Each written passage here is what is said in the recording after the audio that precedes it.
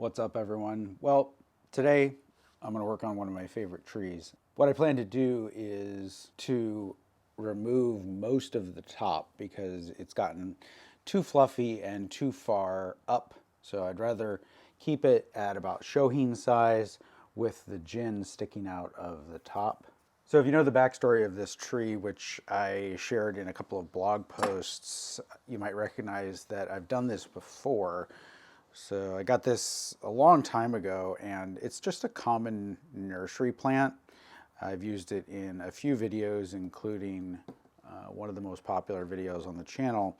But over time, I cut it back, and then even with refinement, sort of keeping the tree under control, it has a tendency to kind of increase in size more than I want it to. So I have to go back and kind of not entirely redesign it, but I have to make it more interesting again because right now it's really hard to see the trunk at all based on the fact that the whole top and these branches are kind of like hiding the majority of it. So I don't mind hiding part of the trunk, but I don't want it to be completely out of control. And the top now has a kind of a pretty funny structure to it right here in the center. And I think I'm going to contemplate either eliminating that or reducing part of the lifeline to make it more interesting.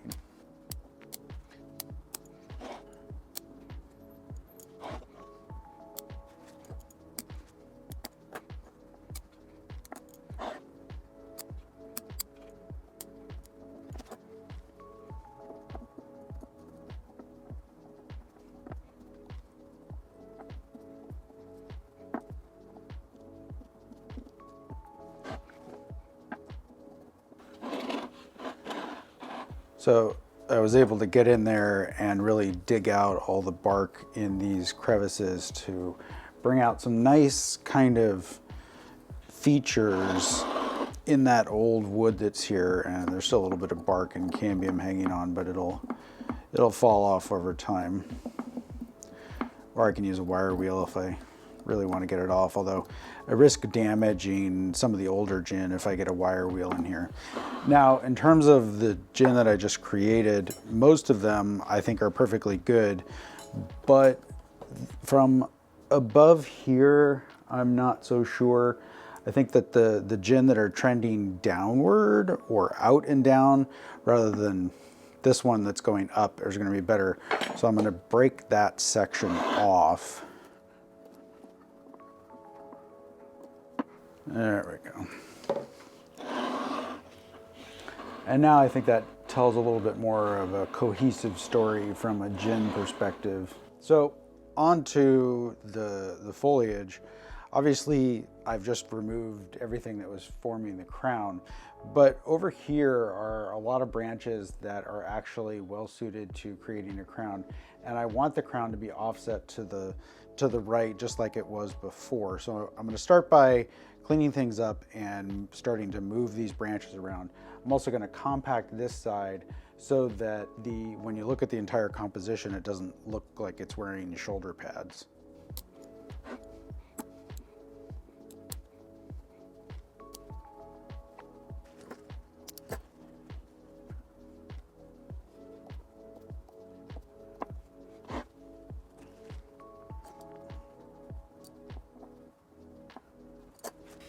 All right, so now I've got the branching and crown kind of arranged, and there is a little bit of a triangular form here. I think that this is gonna have to get just a little bit taller, and it definitely needs to fill out again.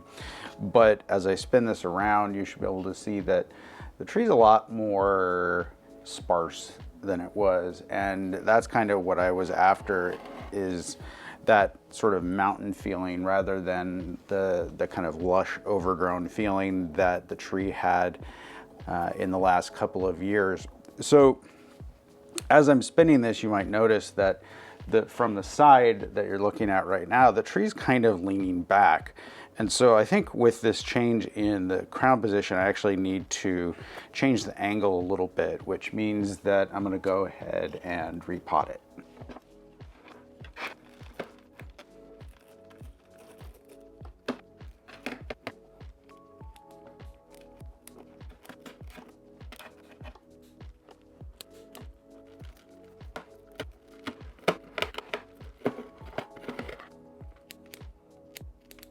So after probably the majority of its life in this pot that I made in, I guess, 2006, I think I'm going to set this aside and change it out for this pot that Thomas and Kathy Arakawa made.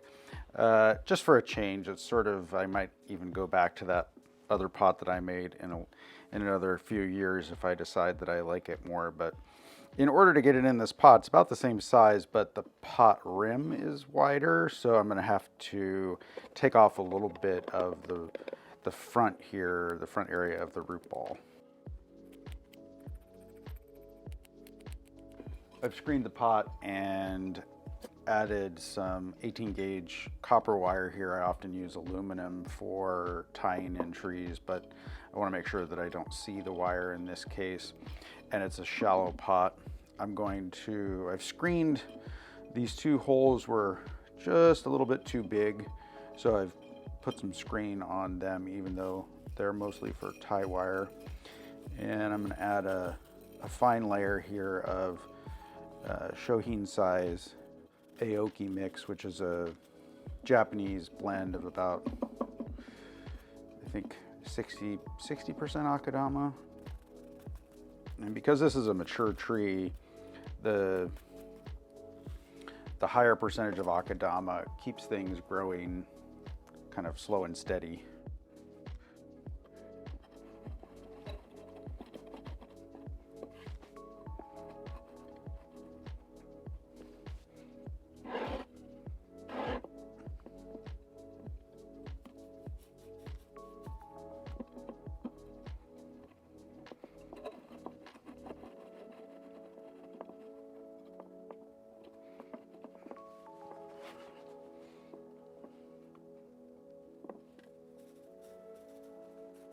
Anytime you're taking a small tree and kind of reducing the pot size even a little bit, you tend to run into some issues. So I wanted to make sure that the rotation this way and the lean of the trunk this way, as well as the positioning this way and this way, are all correct.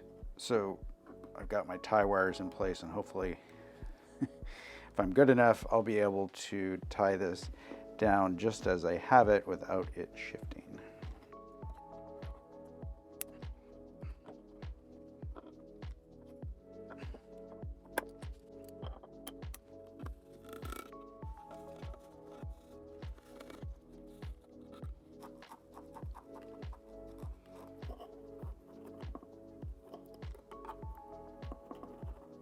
All right, well, with the soil added back and the tree in its new container, I can kind of revisit a few of the branches, but I think I've got most of them in the right place. I still need to water this.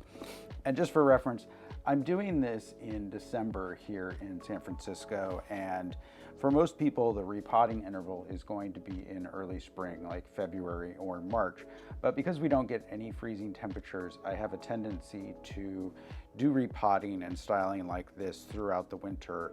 That's basically because I never know when trees are going to come out of dormancy if we have a warm January or something like that. So giving this a little bit of a spin here.